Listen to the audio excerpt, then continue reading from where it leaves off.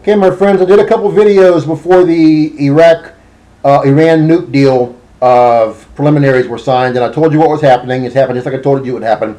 But I've had several friends ask me to comment on the repercussions and actually what's going on right now. This video will be a little longer than usual than my 2 or 3 minute video because I've got to get the facts out. These are all pure facts. You decide yourself what kind of deal this is. This deal is more full of holes than Swiss cheese, my friends. The P5+1, Obama and his cronies have conceded every position that might have placed a significant obstacle in Iran's path to developing a nuclear arsenal. They accepted Iran's refusal to come clean on military dimensions of its past nuclear work. So UN inspectors are not going to be able to access nuclear installations. So it's not going to show the clear status. They also gave in to Iran's demands that inspectors are barred from all military installations, so they can do any nuclear work they want to in military installations. What a bunch of baloney. They're also on its agreement with Iran to ship its stockpile of enriched uranium to Russia. The U.S. accepted that Iran can still maintain more than 6,000 centrifuges. But then Monday, Iran reneged and said they refuse to ship the uranium to Russia. But the U.S. did not do anything. They just started, they said, hey, you can still keep your centrifuges, don't worry about sending your uranium, and started making excuses for Iran. Iran is already saying that the U.S. is lying about what the deal is supposed to be. Mideast terror groups praise the deal. They say it gives Iran global recognition as a member of the nuclear club. Iran says the UN-U.S. sanctions need to be lifted immediately before they will sign a deal, and they'll put the blame on the U.S. if this falls through. Sanctions that help things like this. Iran has stepped up its efforts to support Hamas in Gaza, transferring tens of millions of dollars to the Izzuddin Qassam brigades, Hamas's military wing, to help with rebuilding efforts. And when they get this money, they'll have more and more money. With sanctions relief, they'll have more and more money to help more and more terror operations. They're the biggest sponsor of global terror in the world. Iran says we negotiated in strength, the U.S. and others in weakness. Iran says they realize they can't shut down our nuclear program.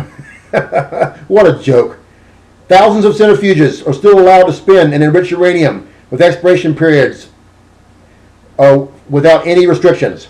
Iran will be permitted to retain 6,104 installed centrifuges under this proposed deal.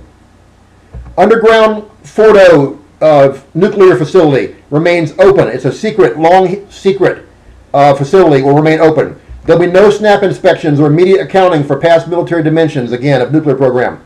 No requirement, again, to ship all enriched uranium out of the country. And the timing of the sanctions relief, again, it's being focused where Iran's Supreme Leader Ayatollah Khamenei has already laid down a red line and said that he wants a full and immediate lifting of all sanctions before the deal is signed in June 30th. Obama threatened France to make the deal. And why did he do that? Did he do it to give them Israel? Because France now wants to do a thing in the UN within the next week or two that's going to try to force Israel to divide Jerusalem. Obama continued to soften the deal as Iran continued to threaten to walk away and change the deal. The sanctions, again, Iran lies all the time. This will ruin the Mideast because many other countries are now saying in the Mideast they want to get nukes as well to make a nuke race. This is going to be huge, kicking off the end times wars. It's a good thing for true Christians. It's a bad thing for those who aren't saved and those who are backslidden because the rapture is imminent.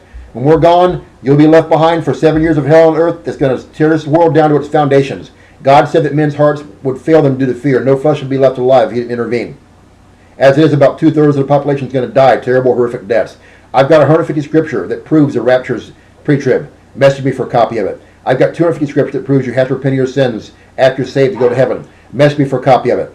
If you'd like me to pray for you for anything, contact me and I will. In the box below the video title, I'm putting my Tribulation Survival Guide video. Tells you how to get saved during the trib, what to expect A to Z, and most importantly, if you're unsaved or backslidden, I've got my prayer and 6 vital next steps to be saved and to be ready to go to heaven at all times. Do it as soon as possible because no one's guaranteed any more time in their life. True Christians, keep watching and praying to the lost. If they won't listen, it's between them and God. But look up, our redemption draweth nigh, we fly soon. Please share this video with everybody you possibly can because, again, YouTube and Facebook are trying to censor me.